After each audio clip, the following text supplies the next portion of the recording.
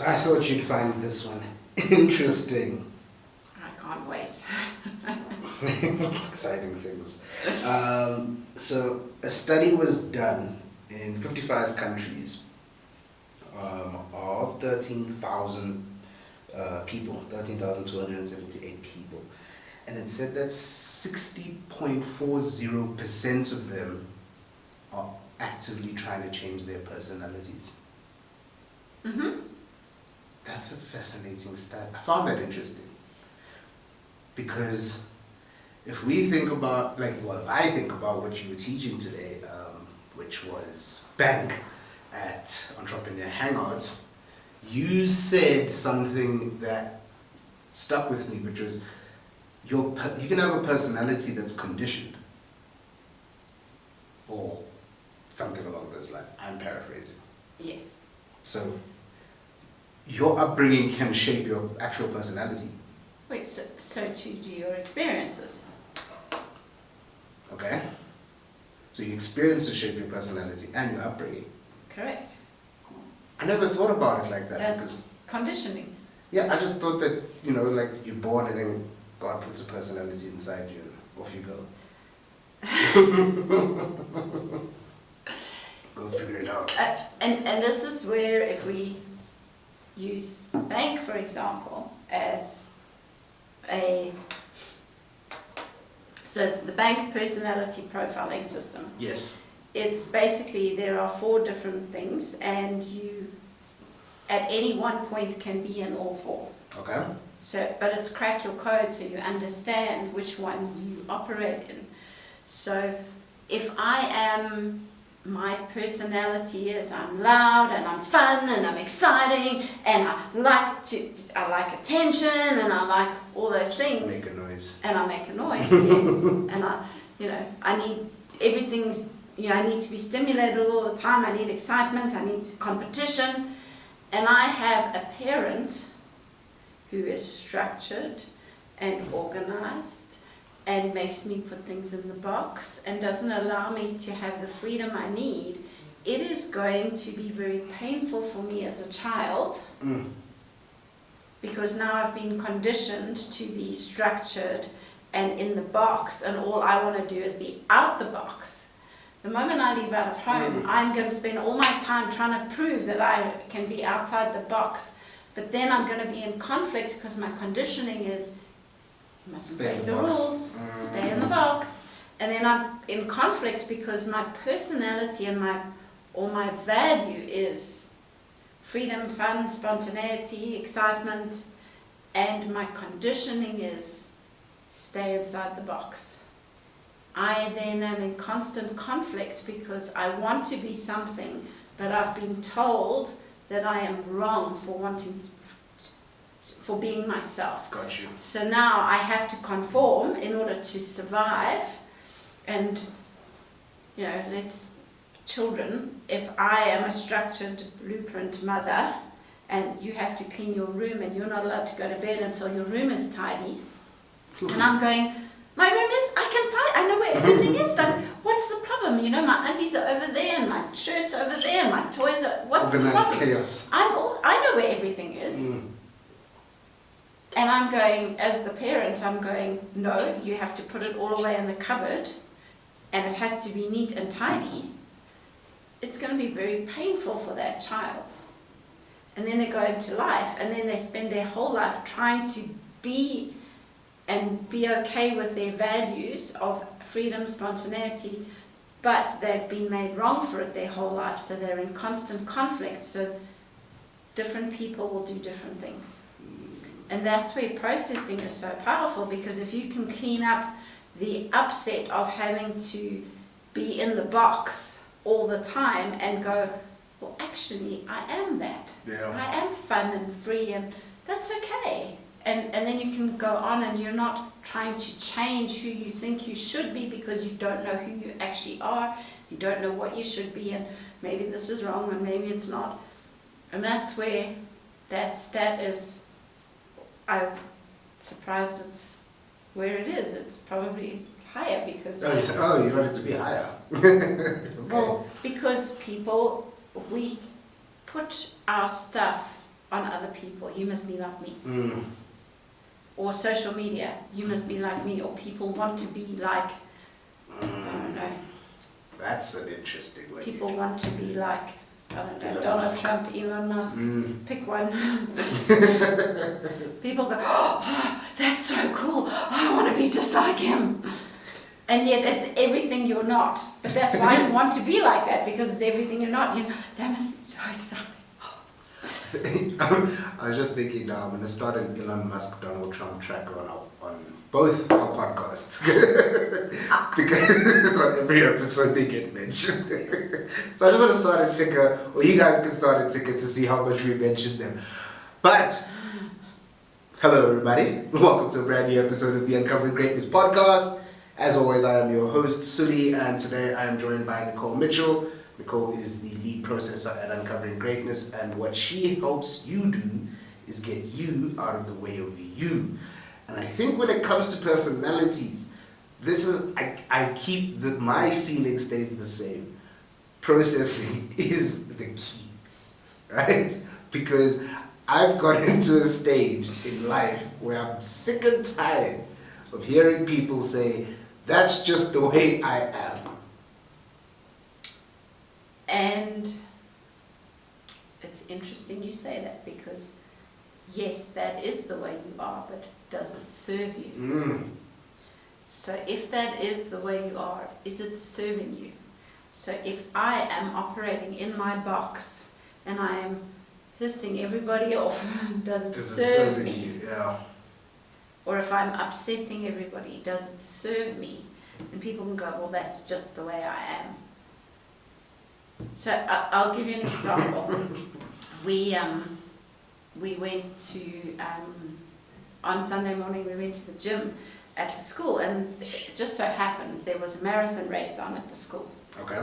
So now, I don't know how many thousand people there were, but there's a ton of people running a marathon.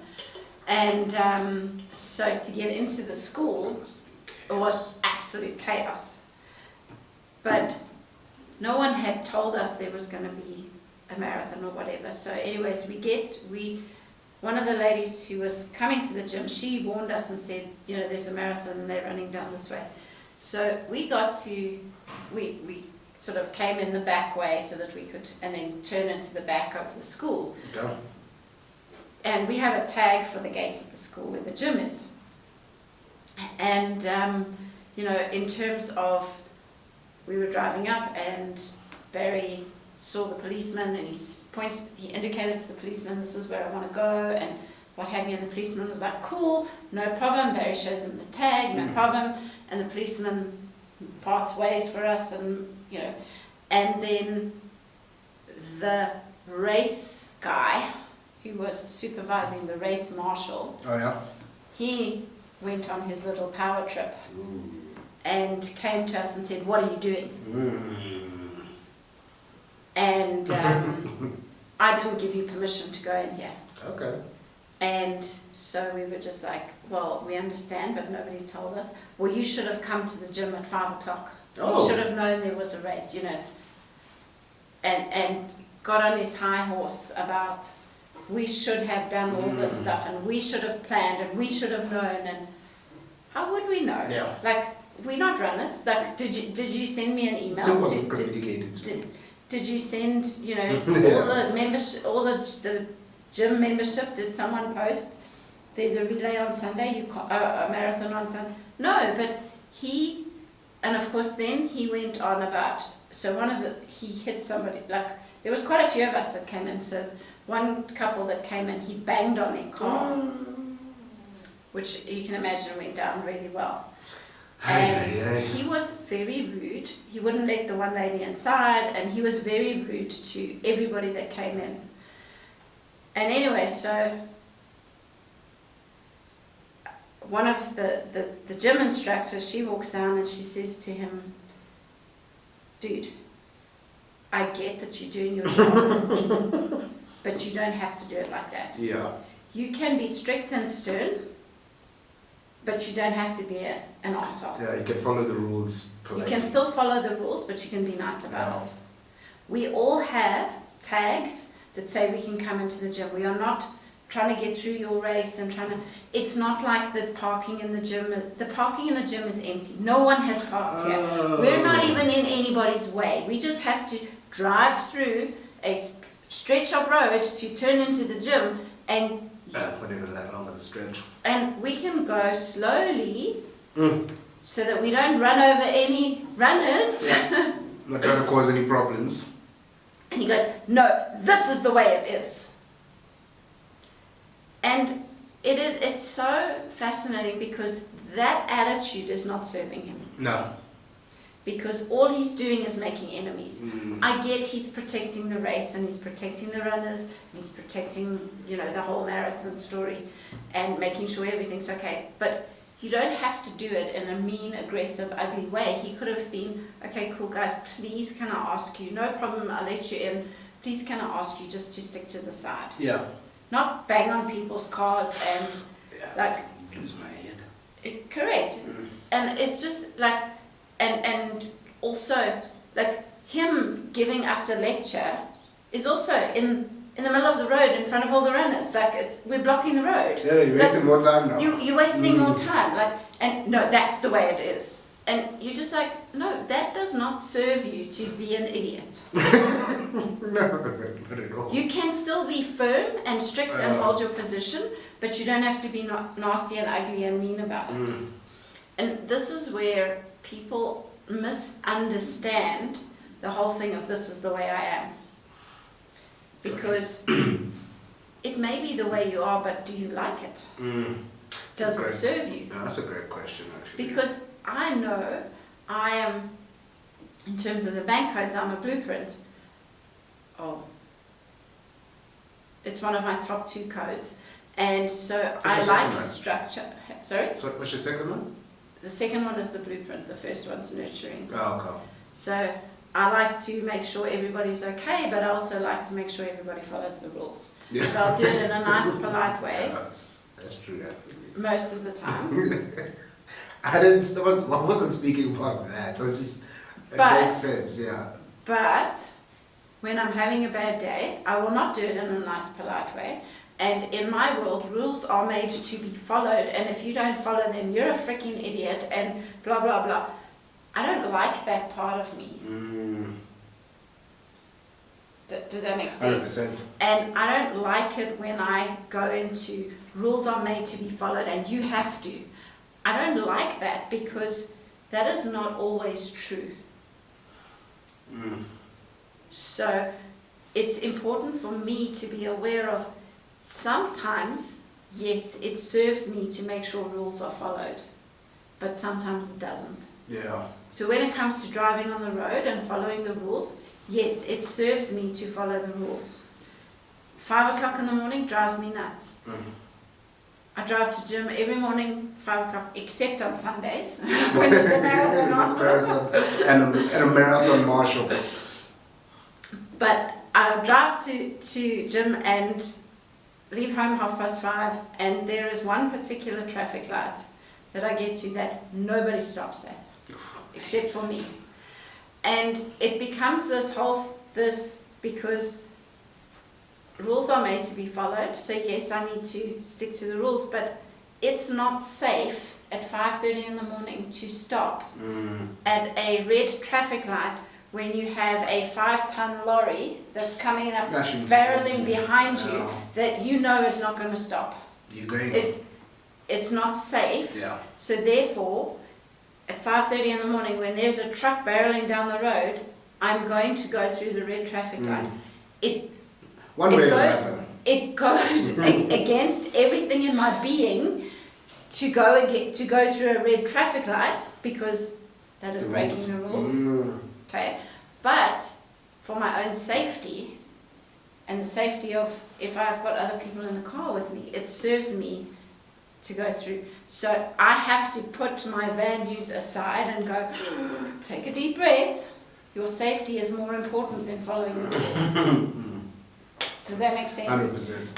And so but I'm very aware of my behaviors, and I'm aware of when they serve me and when they don't. So it's not this, well, this is who I am, like it or lump it. Like, You know, it's interesting because you were teaching bank at the last sales explosion that we did this past weekend. Yeah, this past weekend.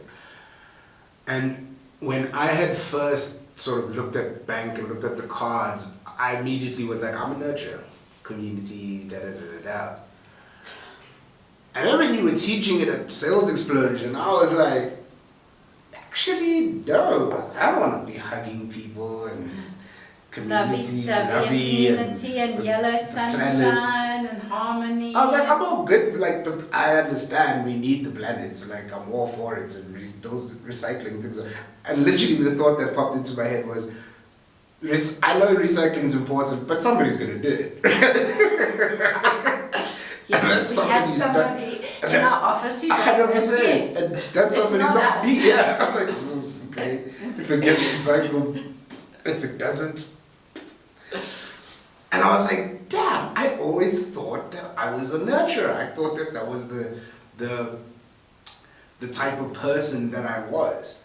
And then I thought about it as you kept on going, and I started to think about sort of like the new format of the podcast that we have. And I was like, I don't think anybody understands the joy and excitement that I get researching this stuff. And I was like, oh, yeah, I really like research. I didn't know that I like research. I just thought it was something that I did because I do it. But then I was like, oh yeah, research, logic. Logic is like the most important thing. When things don't make sense to me and it's not logical, I'm done. I don't even want to have this conversation anymore. Correct. And it's in terms of like what we're talking about, I feel like I got stuck on something. I think it was like maybe one word within the traits of a nurturer. Yeah, the values. I got stuck on one word. I think it was community. And I was like, I think I've gotten so stuck on community because I spent so much time building a community when we used to do Circle of Influence. And I don't mean this, I care about you guys, but I actually don't care. Okay, and this is where it's understanding that in terms of your codes with B.A.N.K and your personality, it can change based on conditioning, experiences, upsets, and who you are. You are born into this world with certain values. But other people will condition you that those values are wrong, or they'll condition you that those values are right, or your experiences. If let's say, I don't know, you break the rules, so you go through the red traffic light and a car hits you.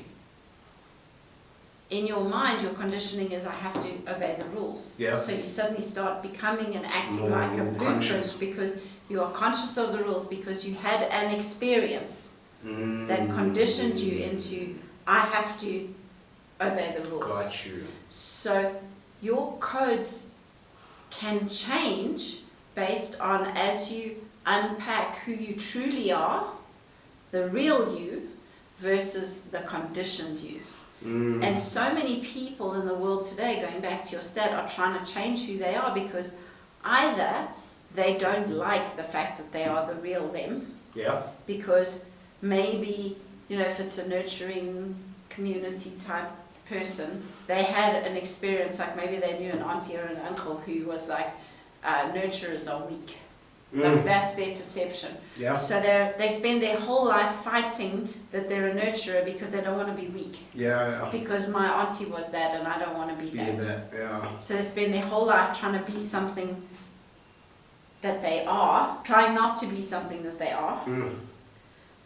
Or they spend their whole life trying to be what they should be, but they've been made wrong for it. So every time they go into the action and the fun, they go, oh, I'm going to get into trouble if I have fun. So let me rather go back to... No. And then they don't know who they are.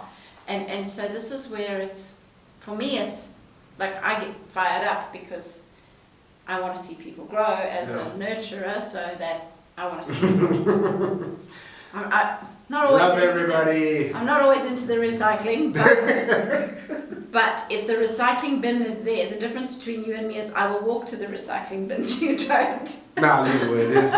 Because somebody's going to pick it. There's a nurturer around here. That'll pick it up and put it in the recycling bin. Recycling, yeah. So it's understanding there's different gradients. So, in terms of you have your true nurturer that will recycle everything, and you have your, like, I'm a nurturing blueprint that, yes, if it's there, I'll use the system, kind of.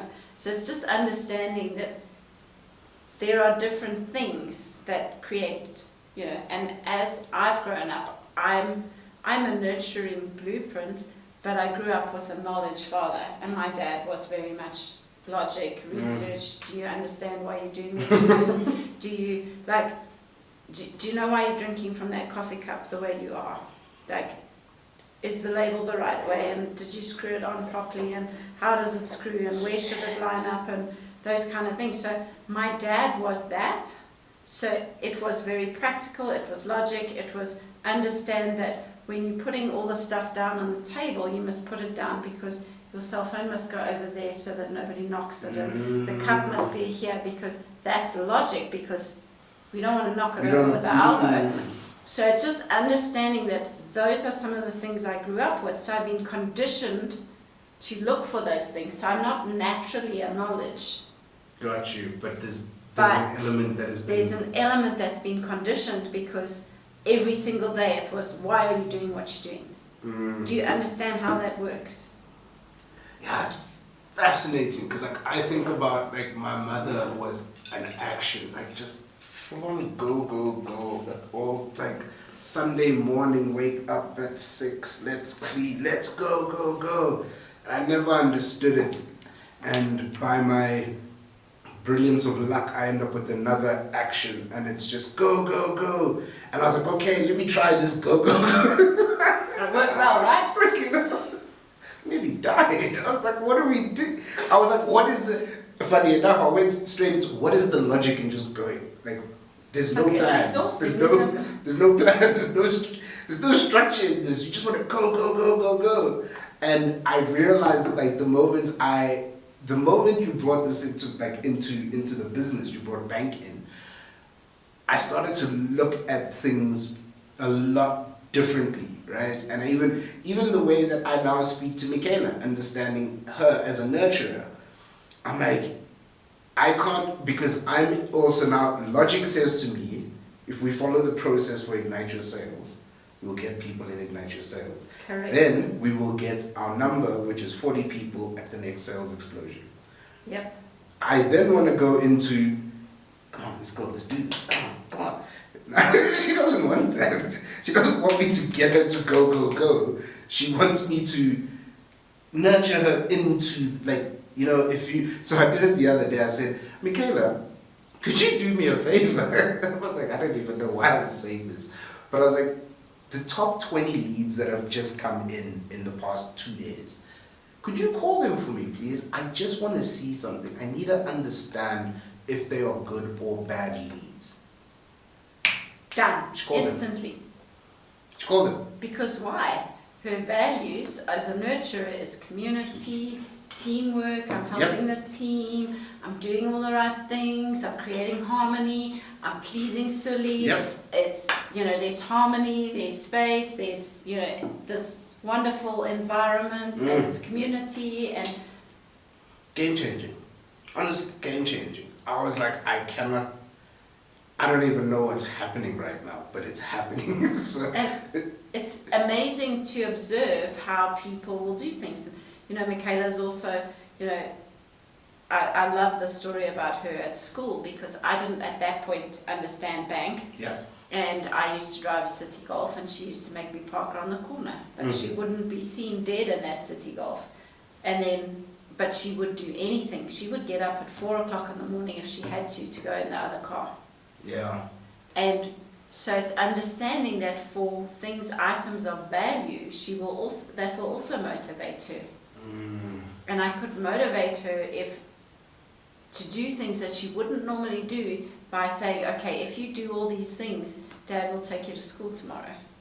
You'll get to go in Dad's car. And I used those things to motivate her to get into action. So, and if you understand that's how people operate and what their values are, you can get them to do things that they wouldn't normally do, or they'd fight you to do because you've connected their value to them and the value in what they're doing. So it's like if I ask you to go and do research on something, I'm gone. you go and do it. Go ahead. And Suli, I need to find out about X, Y, and Z. Please, can you help me? You will, doesn't matter, gone, done, and you will come back and you will give me the information because why? It's one of your values is the research and development and the science behind it, the logic, the knowledge, all those things. But if I say to you, Suli, you need to go and do this, you'll tell me to take a hike. Yeah, I'll be like, at some point it will get done. Whenever I feel like it's gonna get done, but not.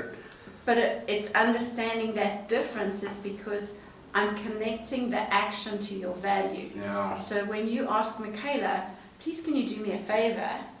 You're now connecting the action to her values. I mean, I think that, the way that, and you may be sitting here wondering what this has to do with business. It has everything to do with it. Yes.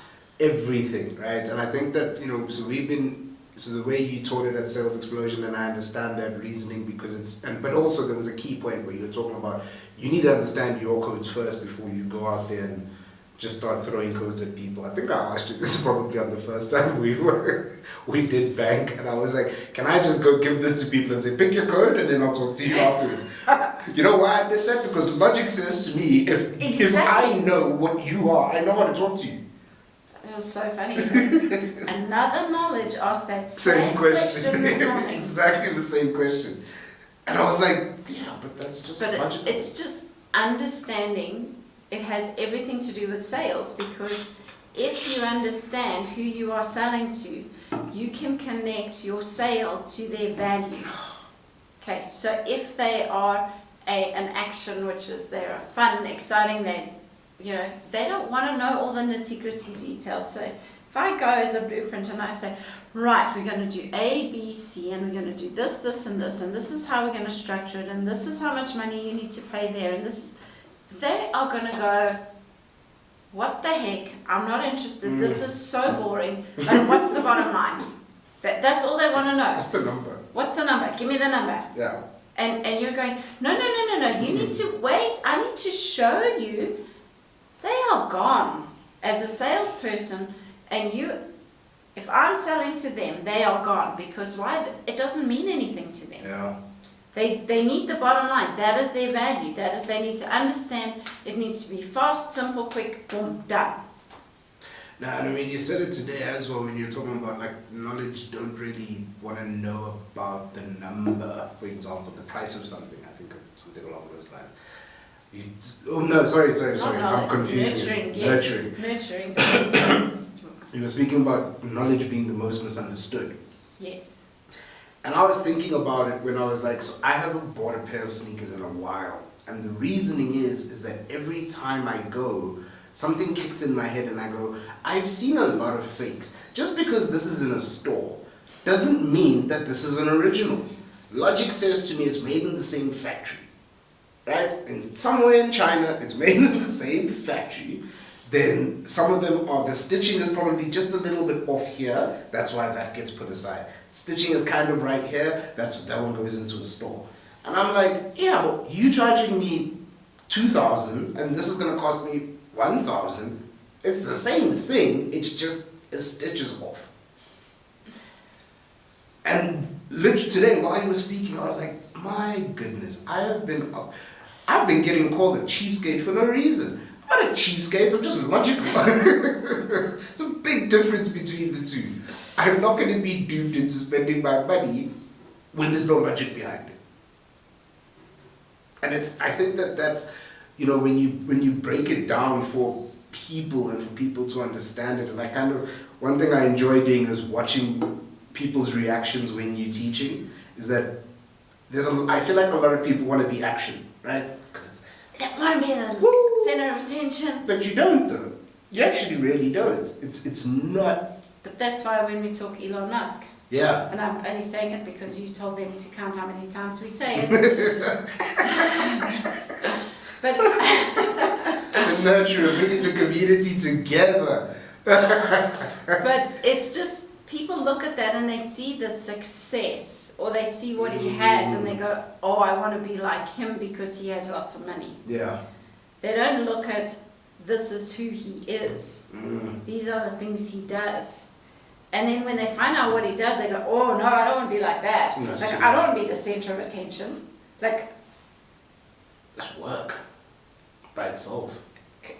for 3 of the 4 personality types, yes, it is a lot of work to be the center of attention. Oh, that's why I don't teach. Like I remember the one program I did with Barry. I was like, this is stupid. I have to stand in front of people, remember stuff. I have to, like, but more than anything, I have to be engaging, right? For me, I was more than happy to sit down on a computer and show you what it is, how it works. This is what it is. This is the structure. Da da da da da. Right? It's like, now we're not using the laptop. We're gonna use flip charts. I'm like, what? How am I gonna teach Facebook on a flip chart?